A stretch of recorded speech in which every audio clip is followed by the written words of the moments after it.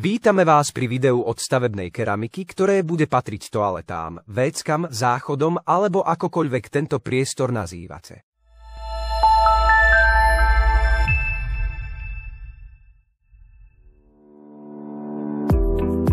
Na toalete presedíme v priemere až 3 mesiace nášho života. Dozvedáme sa tam mnoho noviniek zo sveta, niekedy aj zo života a najnovšie správy zo sociálnych sietí.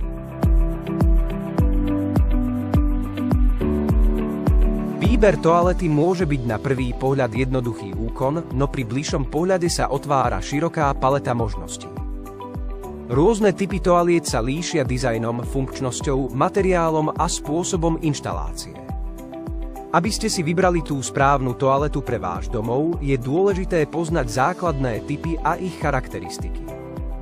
Poďme si ich predstaviť. Stojace, inak jednoduché klasické WC s viditeľnou nádržkou na vodu a položené na dlažbu. Závesné WC patria medzi obľúbené modely, pretože riešia funkčnosť, jedinečnosť a pohodlie kúpeľne. Majú ľahkú údržbu a zaujímavý dizajn, napríklad aj v retro štýle. Moderným prvkom sú podomietkové splachovače. Inštalujú sa do novostavieb alebo pri rekonštrukciách. Nádrže sa zamurujú do steny alebo obmurujú.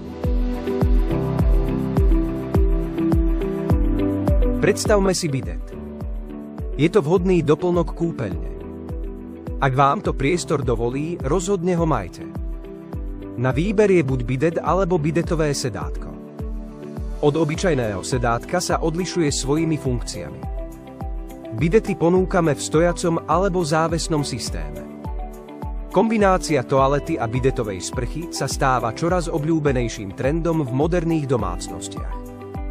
Táto inovácia ponúka niekoľko výhod, ktoré zvyšujú pohodlie a hygienu pri každodennej starostlivosti. Navštívte našu predajňu stavebnej keramiky a ochotne vám poradíme nielen pri výbere WC, ale aj pri realizácii alebo rekonštrukcii vašej kúpeľne. Ďalší diel nášho seriálu sa povenuje kúpeľňovému nábytku a doplnkom do kúpeľne.